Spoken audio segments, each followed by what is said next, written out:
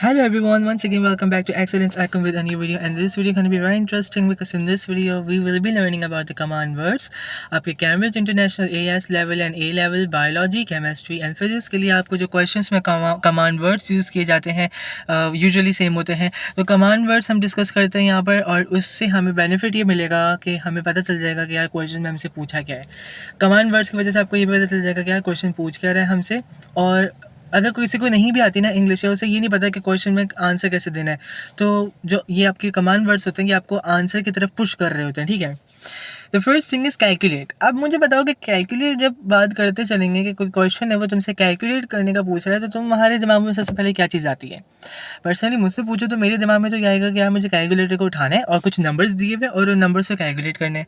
सो इसका आंसर लिखा हुआ है यहाँ पे कि इसकी मीनिंग लिखी हुई है कि work out from given facts, figures और इन्फॉर्मेशन.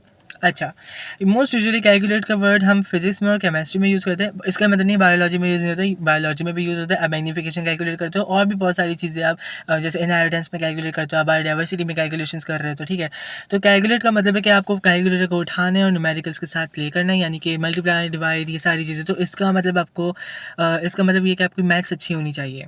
उस लेवल की अच्छी नहीं हो भले, लेकिन क्योंकि कैलकुलेटर आपके पास है तो उस लेवल की अच्छी नहीं हो, पर फिर भी आपको बेसिक रूल्स वगैरह सारी चीज़ें पता होनी चाहिए. ठीक है.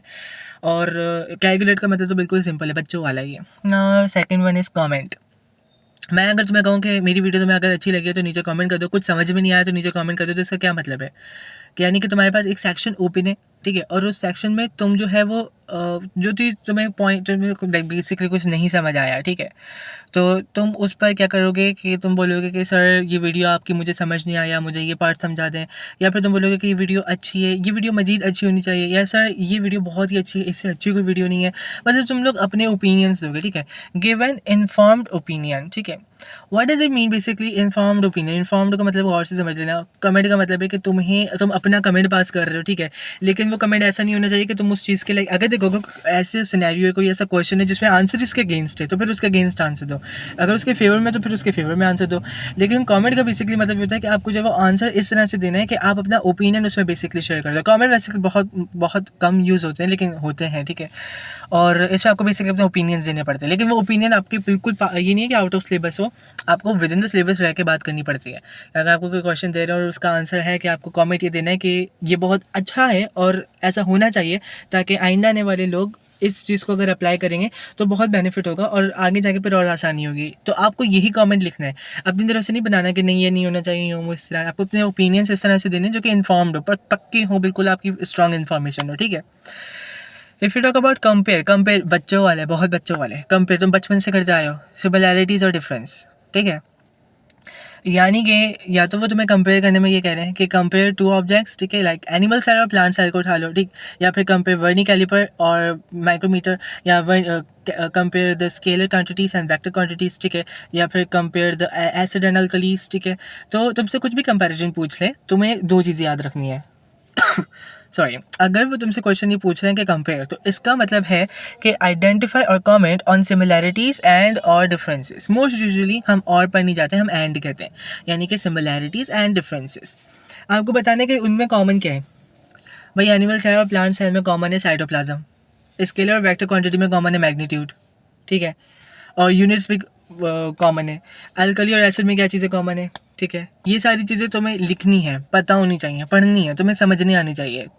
अच्छा, तुमने सिमिलैरिटीज़ बता दी, तुम्हें मार्क्स मिल गए, पर फॉर सपोज 3 मार्क का क्वेश्चन तो 2 मार्क्स मिले क्योंकि तुमने एक डिफरेंस भी नहीं लिखा. और कंपेयर का यूजुअल मतलब ये होता है, कंपेयर का मतलब होता है कि आपको कंपेयर करने के, यार इन मेरे पास दो चीज़ें अलग अलग हैं, लेकिन इन दोनों अलग अलग चीज़ों में मुझे ये वाला पॉइंट दोनों में सेम लग रहा है, और ये पॉइंट है जो कि एक के अंदर है दूसरे के अंदर नहीं है. ठीक है. तो आप कंपेयर कर रहे हो, इसको कहते हैं कंपैरिजन. कुछ बच्चे क्या कहते हैं, यार वो तो ऐसा है, ये ऐसा है, वो वैसा है, ये वैसा है, ये तो बिल्कुल दोनों आपस में अलग है. तो आप अलग अलग हैं तो आप कंपेयर नहीं कर रहे हो उसको, फिर आप उसको बेसिकली कंट्रास्ट कर रहे हो, जो कि आगे नीचे गिवन है. ठीक है. कंट्रास्ट इज समथिंग अलग, कंपेयर इज समथिंग अलग. जहाँ पर आप कंपेयर की बात करते हो ना, वहाँ पर आपको ये देखना है कि यार मेरे पास दो चीज़ें और वो दोनों चीज़ें आपस में, उनमें यही चीज़ें सेम है, और कुछ कुछ चीज़ें डिफरेंट है। तो आपको उन सारी चीज़ों को लिखना है कि सेम क्या है, डिफरेंट क्या है। पैराग्राफिंग ज़रूरी नहीं है आप करो, आई मीन टू से कि अगर आप पैराग्राफ में लिख रहे हो, कंटिन्यूस लिख रहे हो तो ठीक है। आप अगर लाइन मार के लिखना चाह रहे हो so that's not applicable for your biology. आपको पूरा परफेक्ट पैराग्राफिंग फॉर्म में लिखना है, या बिल्कुल जो आपका एक्यूरेट आंसर होता है विदाउट स्किपिंग एनी लाइन, ठीक है, इस तरह से लिखना है। आप हेडिंग्स डालो, no that's not recommended basically, क्योंकि आप A-levels के बच्चे हो, ठीक है। If you talk about define का क्या मतलब है, it gives a precise meaning. Define का मतलब आपको सिर्फ प्रिसाइज मीनिंग देनी है। Define means definition, nothing extra. अब तुम डेफिनेशन में अगर ऊट पटांग इन्फॉर्मेशन को इंक्लूड करना चाहोगे so that's out of syllabus. Biology में तुम ऐसा करोगे तो हमारे मार्क्स पक्के गए। बायोलॉजी में इसकी नेगेटिव मार्किंग होती है। तो बायोलॉजी में अगर तुम्हारा फॉर सपोज वो तुमसे पूछ रहे हैं कि what is the definition of chloroplast, ठीक है, या बेसिकली कह लो कि what is the definition of epistasis. Epistasis एक चीज़ है, बेसिकली एक स्टेज है। और या फिर मेटास्टेसिस, तो मेटास्टेसिस इनके जो स्टेजेस हैं इनका इनको डिफाइन करना है। या कोई भी टर्मिनोलॉजी उठा के देते हैं, बेस, ठीक है, कोई भी टर्मिनोलॉजी उठा के देते हैं, वो आपसे पूछें कि आपको इनको जो है वो डिफाइन करना है। आपको डेफिनेशन लिखनी है, और डेफिनेशन वही लिखनी है जो कि रिक्वायर है। अगर 2 मार्क की डेफिनेशन है तो देखो कि 2 मार्क की डेफिनेशन में पूछ क्या रहे हैं। जैसे स्केलर वेक्टर क्वांटिटी में 2 मार्क की जो है वो हमारे पास, या 3 मार्क्स के हमारे पास जो है मार्क्स के डेफिनेशन आ जाती है, तो उन्हें पूछा क्या जा रहा है। इतनी इन्फॉर्मेशन है जो तुम लिख रहे हो कि तुम अपनी मर्जी से चीज़ों को इंक्लूड कर रहे हो कि वेक्टर क्वांटिटी ये होती है, स्केलर ये होती है। तुमने एग्जाम्पल्स दे दी, 2 उससे मार्क्स नहीं है, लेकिन जब डिफाइन पूछ रहे हो तो सिर्फ ये डिफाइन करो, एग्जाम्पल देने का नहीं पूछ रहे हो तुमसे, ठीक है। डिस्क्राइब की जहाँ तक बात करेंगे तो डिस्क्राइब का क्या मतलब है। अब आपको मैं अगर एक बुक दूं और मैं बोलूँ कि आप इस पूरी बुक को पढ़ के डिस्क्राइब करो, तो आप पूरी बुक पढ़ोगे, फिर आप उसको डिस्क्राइब करोगे, ये बुक ऐसी है, ये बुक वैसी है, ठीक है। आप उसके कैरेक्टरिस्टिक्स बताओगे, आप उसके अंदर के कैरेक्टरिस्टिक्स बताओगे, कहानी में हुआ क्या, लिखा हुआ क्या, सब सही है। तो it state the points of topic, give characteristics and main features, यानी कि जो जो कहानी में हुआ तुम वो सारा कुछ बताओगे। इसी तरीके से अगर मैं तुम्हें फ्लावर दे दूँ, मैं बोलूँ कि मैं तुम्हें फ्लावर दे रहा हूँ, तुम्हें उसको डिस्क्राइब करना है, तो तुम क्या बताओगे कि इसके स्टैम्प ये ऐसी इस तरह की स्टैम्प है, इसके फ्लावर्स इस तरीके से, ठीक है, पेटल्स इस तरीके से, ये अच्छी स्मेल रखते हैं, इनके ये कलरफुल हैं, ठीक है। मतलब मेन कैरेक्टर्स हम उनके मेन पॉइंट्स डिस्क्राइब करोगे, इतनी कोशिश करोगे तुम्हारे यहाँ पर सारे पॉइंट्स कवर हो जाएंगे। होता है describe. Now determine is something very different. Establish an answer using the information available. Determine का मतलब पहचानना होता है, ठीक है। डिटर्मिन का मतलब पहचानना या टू इन्वेस्टिगेट। और इन्वेस्टिगेट बंदा कहाँ से करता है, देखो यहाँ पर कुछ चीज़ है जो तुम्हें तो जो है वो बिल्कुल अपनी अपनी नॉलेज से नहीं देनी पड़ती। जो तुम्हें एक पैराग्राफ दिया हुआ है और उस पैराग्राफ में जितनी इन्फॉर्मेशन दी हुई है, या जो क्वेश्चन में जितनी इन्फॉर्मेशन दी हुई है, डायग्राम में जितनी इन्फॉर्मेशन दी हुई है, बस उससे आंसर कैलकुलेट वो बताओ अपना, उससे आंसर ड्राइव करो, उससे अपना आंसर जो है वो लिखो परफेक्टली, ठीक है। तो डिटरमिन का मतलब बेसिकली यही है कि आपको इंपॉर्टेंट बातें बतानी है उन चीज़ों में से जो लिखी हुई हैं, ठीक है। Okay, now let's talk about this explain. Explain is something very detailing. कभी कभार ब्रीफली भी कह देते हैं, एक्चुअली मोस्ट यूजुअली डिटेलिंग करना पड़ता है आपको। इसका मतलब है सेट आउट पर्पसेस और reasons, make the relationship between things evident, provide why and और how and support with relevant evidence. यानी कि बेसिकली आपको पूरी एक्सप्लेनेशन देनी पड़ती है कि ये है, ये इस तरह है, ये इस तरह इसलिए है, यानी कि बेसिकली एक चीज़ है, फिर वो चीज़ इस तरह से है, और फिर वो इस तरह से इसलिए क्योंकि उस तरह से नहीं है। मतलब तो बात समझ आ रही है कि तुम अपनी एक्सप्लेनेशन दे रहे हो, तुम बेसिक आंसर्स दे रहे हो, तुम अपनी अपनी बेसिकली एक्सप्लेनेशन में एविडेंस प्रोवाइड कर रहे हो, यानी कि तुम बेसिकली एक तरीके से कह लो कि तुम सच्ची बातें कर रहे हो, प्रूफ्स दे रहे हो उनको, प्रूफ्स दे रहे हो कि यार ये इस तरह से होता है, वो इस तरह से होता है, तो हम इसको नज़रअंदाज नहीं कर सकते, और ये सच कहानी है, ये यानी ये सच बात है। तो हम जहाँ तक बात करेंगे ना एक्सप्लेन की, एक्सप्लेन में तुम्हें पूरी चीज़ों को एंड स्टार्टिंग से एंड तक एक्सप्लेन करना पड़ता है, वो पूरी एक्सप्लेनेशन होती है, ठीक है, और उसमें कोई दो राय नहीं है। जहाँ बात आ गई है आपको एक्सप्लेन करना है चीज़ को, तो आपको फिर डिटेलिंग एक्सप्लेन करना है। लेकिन अब देखो, डिटेलिंग का मतलब वही होता है कि बच्चा ना एक चीज़ को देख के फिर उसमें चीज़ें भर देता है। भरनी नहीं है, जो चीज़ें तुम्हें लग रहा है कि तुम्हें इंपॉर्टेंट है और देनी है, अगर वो इंपॉर्टेंट देनी भरने लिख रहे हैं तो फिर भर दो, लेकिन इस तरह से नहीं भरो कि यार ऊट पटांग इन्फॉर्मेशन या इररेलेवेंट इन्फॉर्मेशन भी तुम दे रहे हो, ठीक है। तो उससे क्या होता है कि फिर बच्चे का ना मैं ये कह सकता हूँ गलत नहीं है कि फिर उसमें मार्क्स कम होते हैं, नेगेटिव मार्किंग होती है, मार्क्स कम होते हैं कि इसने पूरा आंसर सही लिखा है लेकिन इसने एक्स्ट्रा बातें लिखी तो उसकी वजह से इसके अच्छे मार्क्स भी चले जाते हैं। तो लिखो उतना जितने तुम्हें मार्क्स मिल सके। तुम्हें अगर लग रहा है तुम 7 लाइन्स लिख रहे हो, उस पर तुम्हें 3 मार्क्स मिल रहे हैं तो लिखो। अगर तुम्हें लग रहा है तुम 10 लाइन्स लिख रहे हो, उस पर तुम्हें ज़्यादा मार्क्स मिल रहे हैं, लेकिन तुम इररेलेवेंट से इंक्लूड कर सकते हो, इंक्लूड नहीं करो प्लीज़। आई प्रेफर कि तुम इंक्लूड नहीं करो। यहाँ पे तुम अगर इंक्लूड करोगे तुम्हारे मार्क्स अच्छे खासे चले जाएंगे, ठीक है। एक्सप्लेन इज समथिंग इंपॉर्टेंट, फिर समझो, कुछ भी अपनी तरफ से नहीं लिखना। जो क्वेश्चंस में गिवन है वो लिखो, थोड़ी इन्फॉर्मेशन तुम्हें पता है वो लिखो, और जो जो डिटेलिंग इन्फॉर्मेशन दी हुई है वो सब लिखो। यहाँ से तुम्हें ईजिली अच्छे खासे मार्क्स मिल जाएंगे। If they have been talking about to give, ठीक है, इसका मतलब है कि produce an answer from a given source of, और रिकॉल, ठीक है, मेमोरी। यानी कि बेसिकली गिव का मतलब वो इस तरह से कह लो ईजी है, इसका कोई डिफिकल्ट मतलब नहीं है। यूजुअली गिव का मतलब यही है कि आप अपनी इन्फॉर्मेशन से सारी चीज़ें दोगे, ठीक है। आप अपनी मेमोरी को रिकॉल करो।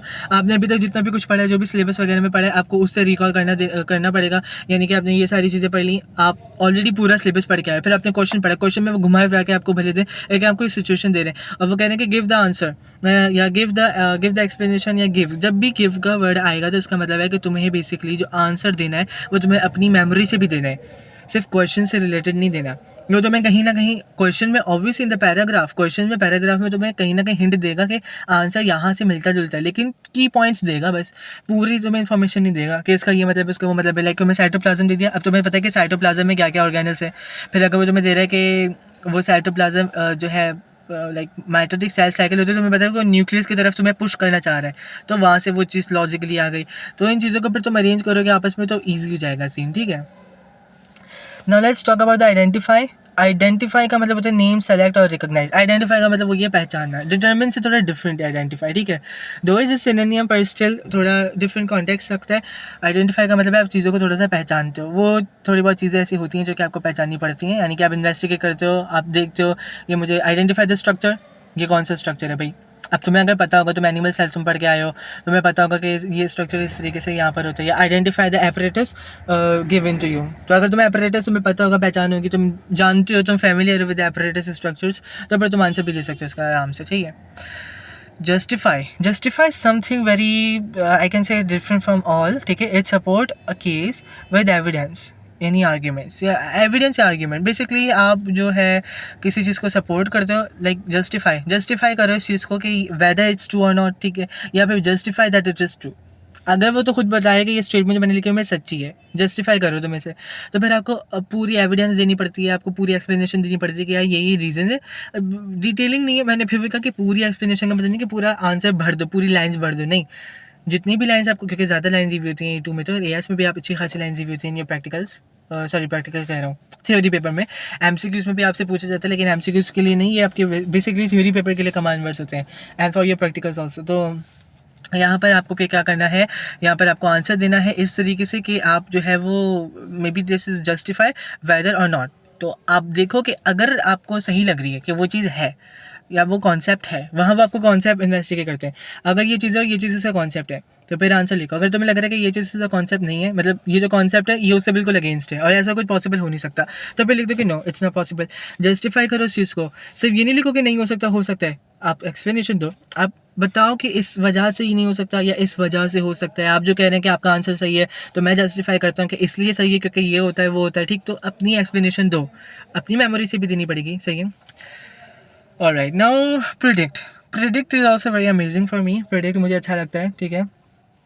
Well, if we talk about predict, तो प्रिडिक्ट में हम लोगों को suggest what may happen based on available information, यानी कि आपको बेसिकली वेट अ मिनट, हाँ, आपको प्रेडिक्ट करना पड़ता है। आपको पता नहीं है कि आगे क्या होगा, लेकिन आपको इन्फॉर्मेशन दी जाती है।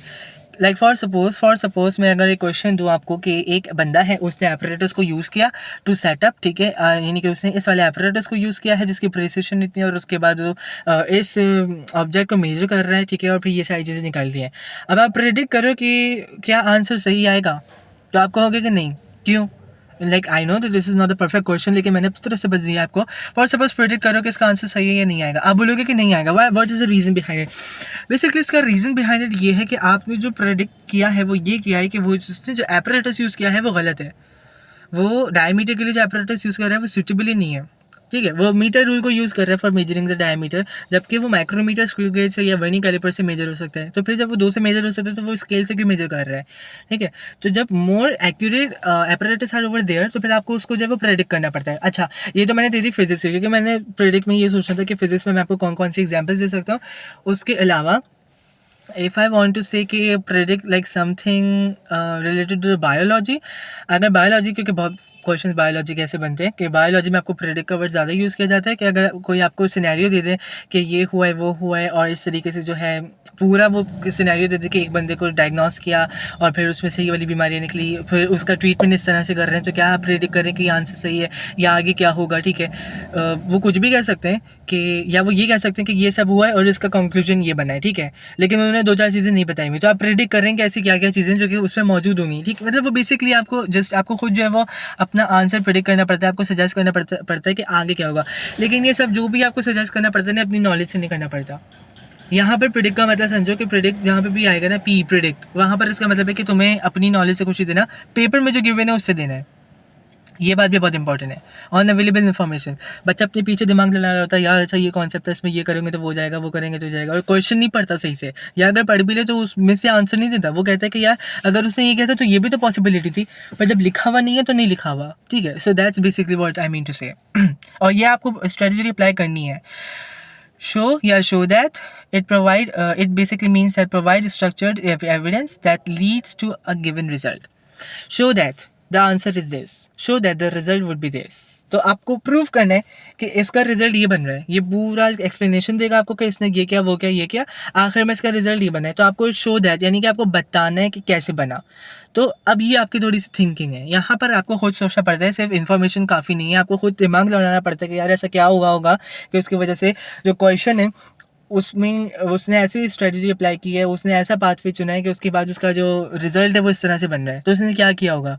तो यहाँ पे वो चीज़ अप्लाई होती है, ठीक है। Sketch is basically make a simple free hand drawing showing the key feature. Sketch का मतलब बेसिकली आपको पेंसिल यूज़ करनी है, HB या B रिकमेंडेड, ठीक है। और उसके अलावा डायग्राम्स वगैरह बनानी पड़ती हैं। बायोलॉजी में आपको स्केच कर देते हैं, केमिस्ट्री में आपके पेपर 3 में स्केचिंग्स आ जाती हैं, पेपर 2 में आ जाती हैं, ठीक। यानी कि आपको बनानी पड़ते हैं स्केच ड्राइंग्स वगैरह। आप फेमिलियर होगे तो आप इजीली बना भी लोगे। आपको ऐसा नहीं है कि फिजिक्स के प्रैक्टिकल में या फिजिक्स के पेपर में कभी स्केच नहीं आया, स्केचिंग क्वेश्चन पेपर आते हैं, ठीक है। आपसे वो कहीं पर भी पूछ सकते हैं स्केच, अब आपने थोड़ी बनाया पेपर, वो आपसे पूछ सकते हैं कि स्केच दिस स्ट्रक्चर, ठीक है, स्केच दिस एपरेटस, ठीक है। या ये और मुश्किल क्वेश्चन किस तरह घुमा फिरा के दे सकते हैं कि sketch the apparatus that is used to measure the diameter, ठीक है, और having a precision of 0.01 millimetre. तो अब तो तुम यहाँ पे बिल्कुल पक्का है कि अब तुम्हें अगर पता होगा वो एपरेटस कौन सा है तो फिर तुम स्केच बना सकते हो, वरना नहीं। State is something very easy, express in clear word. State का मतलब होता है कि सब चीज़ों को क्लियर वर्डिंग से बताओ, इंग्लिश को प्रॉपर यूज़ करो। बच्चा देखो, तुम इंग्लिश का पेपर नहीं दे रहे, तुम इंग्लिश का नहीं, तुम बायो का या फिजिक्स का या केमिस्ट्री का पेपर दे रहे हो, तो अपनी खतरनाक इंग्लिश यूज़ करने से बेहतर है क्लियर ईजी इंग्लिश यूज़ करो, एडवांस इंग्लिश यूज़ करो। इतनी भी एडवांस यूज़ नहीं करो या इतनी भी क्लियर यूज़ नहीं करो कि वो बिल्कुल ऐसे लगे कि इंग्लिश टूटी फूटी है। आपकी इंग्लिश अगर अच्छी नहीं है तो फिर आपका पेपर अच्छा नहीं हो पाएगा, because it is your English mode paper, ठीक है। पूरा पेपर इंग्लिश में होता है तो आपको वो बेस्ट होना चाहिए। प्लस क्लियर वर्डिंग का क्या मतलब है, गोल्गी एपरेटस और फिर endoplasmic reticulum, they are 2 types, और फिर जो है वो स्मूथ एंड रफ एंडोप्लाज्मिक, फिर उनके फंक्शंस और फिर उनके लोकेशंस। इतना सब नहीं बताओ, क्लियर बता दो कि एंडोप्लाज्मिक रेटिकुलम और वो ये फंक्शन करता है और यहाँ होता है, बस इसकी टाइप्स बता रहे हो, फिर वो क्या प्रोसेस करता है, इतना डिटेलिंग नहीं। और ये भी डिटेल वैसे जो मैंने भी बोला है ये भी इतनी डिटेल नहीं है जितनी बच्चे मजीद दे देते हैं डिटेल।